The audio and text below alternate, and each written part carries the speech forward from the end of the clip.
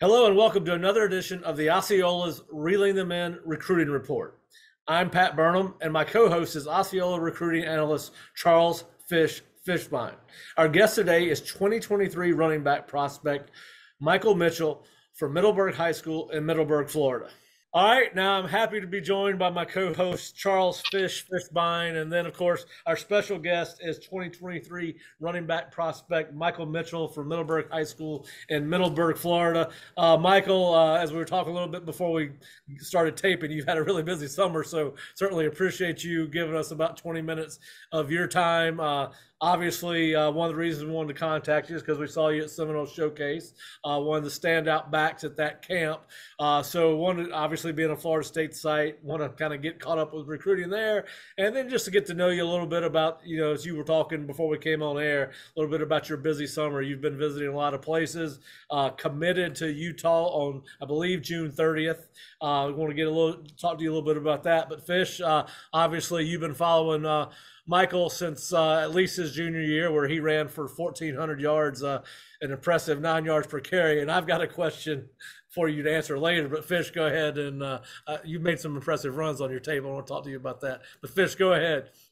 Yeah, the one thing I wanted to ask you, Michael, is Utah's had a lot of success. They had Zach Moss, who was actually from down in my area, Hallandale High School. He was a Fort Lauderdale kid. Last year they had I believe they had one rusher go over 1,500 yards, another guy close to 1,000. How much of what Kyle Whittingham and Coach Whittingham does at Utah in their run game, how much of an impact did that have on you making the decision early to commit to Utah? Yes, sir. After talking to all the coaches from Utah, what they told me they're going to use me for and how they use their run game, that's really what was a big decision on me, because I don't want to play any other position but sub running back. So in the way their running scheme is, it fits perfectly for me, so I can just keep running the ball. Yeah, and speaking of running the ball, one thing I noticed on your film is you seem to have great balance and vision. You also a fairly powerful runner. But one thing I see time and time again is your ability to run away from people. I don't know how many times I saw you break 40 yards or more runs on your highlight tape. Just tell us a little bit about the type of player, the type of running back you think you are, what your strengths are at this time, and then what you want to improve on as you go into your senior year. Yes, sir. Me personally, I consider myself as a speed back, but when I need to, I can put a little bit of power behind me. I weigh about 203, so I consider myself as a big guy, but I consider myself as a speed back too, because I run track and I get it from there. But when it's more likely me running away from somebody than going to get contact first, because if I can outrun you, I will go for a touchdown more than 10 yards. So that's just how it's going to work for me. But it's really me personally. I believe I'm a speed back. Okay, now what feedback? I've seen you ran a 10.81 in the 100 meters. What's your fastest 40 that you've run? I haven't ran a 40 this summer, actually. I got injured with my hamstring from tracks. So okay. I haven't ran a 40. Fish?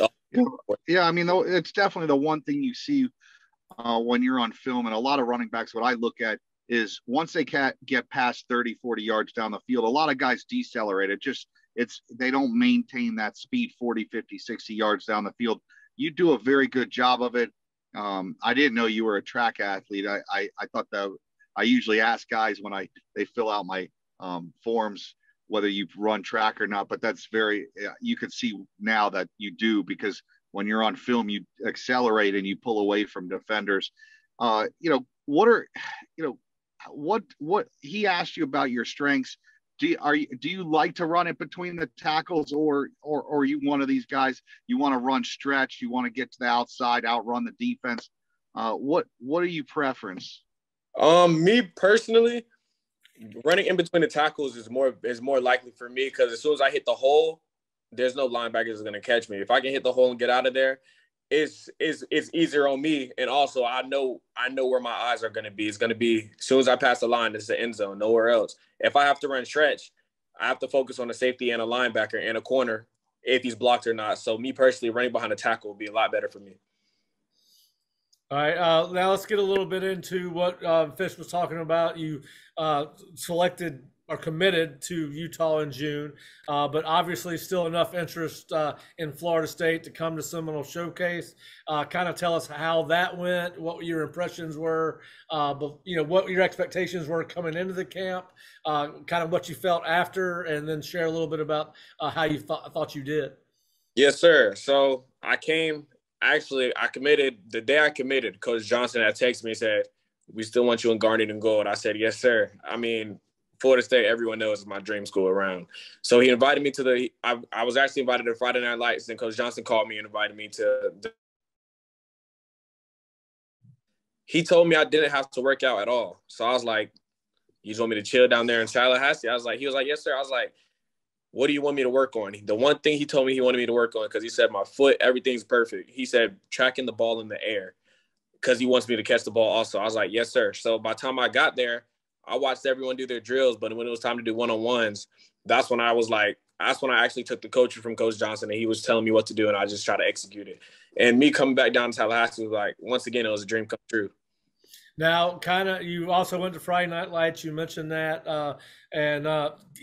kind of what's been your communication with both Florida State and Florida since you went to their camps? How often are you hearing from them? Are they part of going to be one of your 5 official visits along with Utah?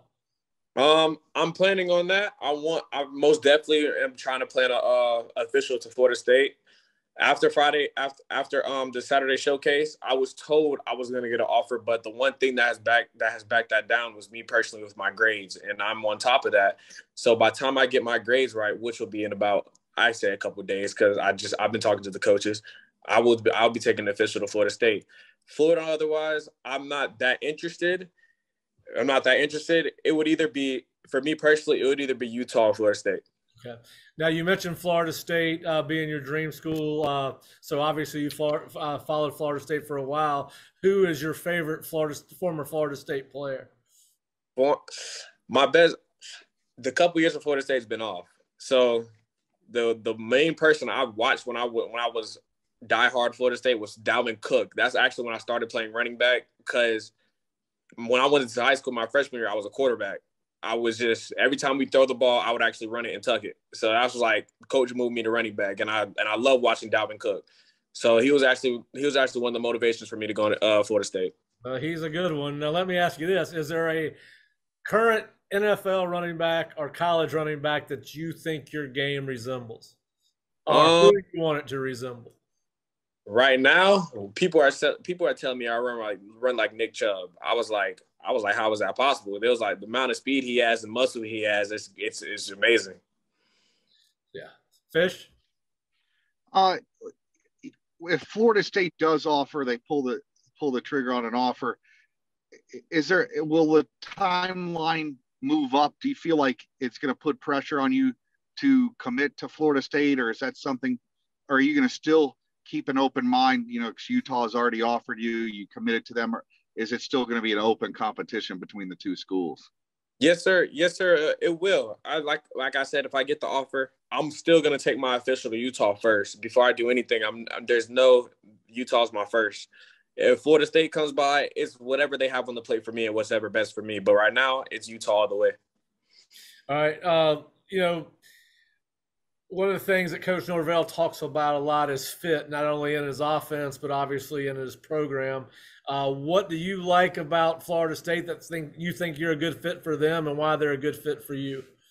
When I went to Florida State, I would always go into I would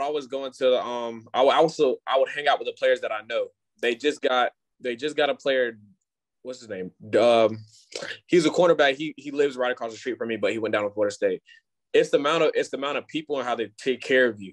Because I went to the locker room, the boys hyped me up, got me ready for Saturday. They got me ready for Saturday night, and that's why I believe I performed best, because I was just in an environment where I could just focus, and everyone's just hyping you up. Fish? No, I'm good. Okay. All right. Now, you've mentioned the family aspect. Away from the football field, what is important to you in selecting a college, whether it's Utah, Florida State, anyone else? I mean, what stands out to you off the, and I guess maybe a better question is what stands out to you about Florida State off the field?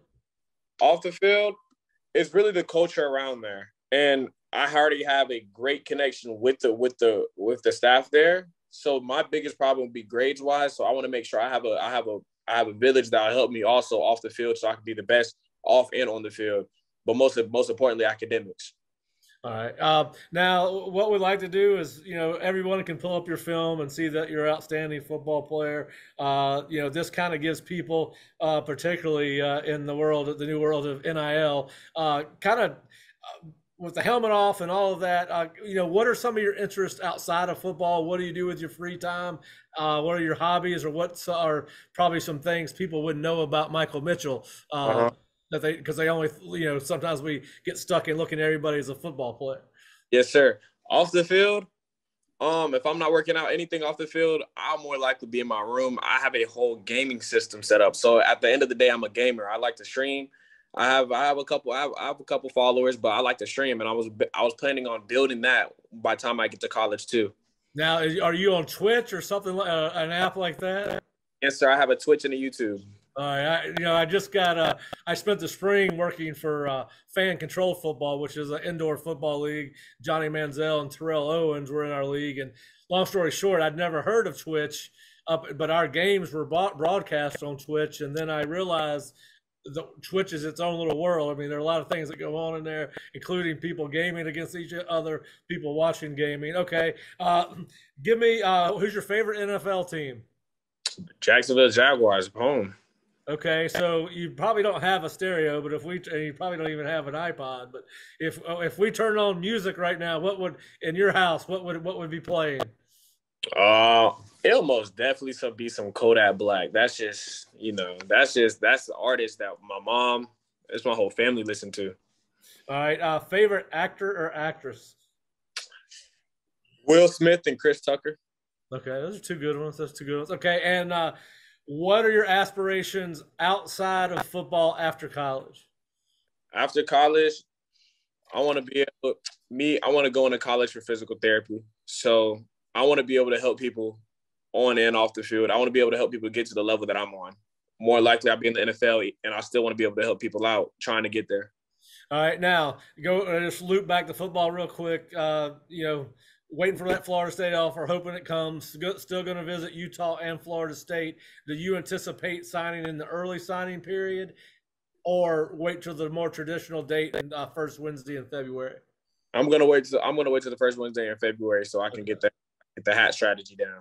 All right, now I haven't asked any recruits this question yet, but I'm going to ask you. See where. All right, if there was one thing that you could change about the craziness that is today's recruiting process, what would it be? The transfer portal and what they're doing now to like the Pac-12 and everything that's going on with the whole division wise, because I believe right now that's messing up a lot of people's decisions. All right, so you think that not knowing what conference you're going to play in does kind of alter some prospects' recruiting experience? Yes, sir. All right, so I'll just go ahead and obviously Utah, you hear things about them staying in the Pac-12, potentially being moving to the Big Ten. Nobody knows when these next round of announcements are going to happen or if they're going to happen. But would Utah going to another conference impact your decision? I've talked to the staff. More likely, Utah from Pac-12 will move up to Big. So right now it wouldn't, because they're going up, not down. So it really wouldn't impact my decision. Well, I can tell you this. I don't know if I'm assuming you're going to Utah during the home season for your official visit. I hope they play a night game, because that is one of the – and if you're sitting on the home side where their big press box is, you have this unbelievable view of the mountains at night, and it's all lit up. So I hope that if you go to a game, I hope it's at night so you can check that out. I've been to their stadium several times, and it's a cool place. So I hope you enjoy your visit. Fish, you got anything you want to follow up with?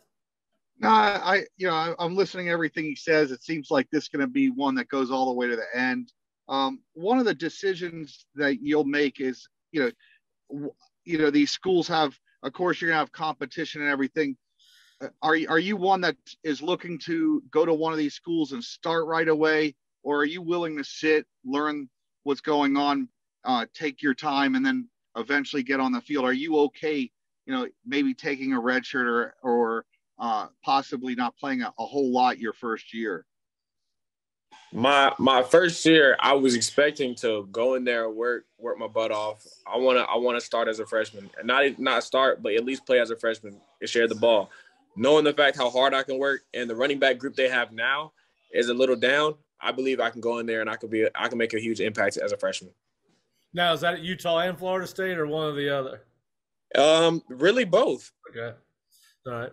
Well, listen, your tape is impressive. Look at your other offers: Kentucky, Louisville, Iowa State, Coastal Carolina. I'm sure there's more, but I just know that those guys usually recruit pretty good running backs. So sometimes when I want to kind of see who, if I want to see how good I think somebody is, I'll look, all right, well, I know Kentucky knows how to recruit good backs, and Mark Stoops wants to run the ball. Same thing at Iowa State. So, listen, Michael, I know we'd hold you to 20 minutes. We're going to do that. We want to thank you for your time. Obviously, we plan to continue to stay in touch with you, both Fish and I. Recruiting can be a crazy process, so best of luck. And obviously, we hope that whatever it is that you want works out. And of course, us covering Florida State recruiting, we are going to stay in touch. But I want to thank Michael Mitchell and Charles Fishbein for joining me on a new edition of the Reeling the Men podcast with Charles and Pat and Michael. You've had a busy summer. Best of luck at Middleburg this year, and we'll be back in touch with you, my man. Yes, sir. Thank you. Thanks, Michael. Take it easy, Michael.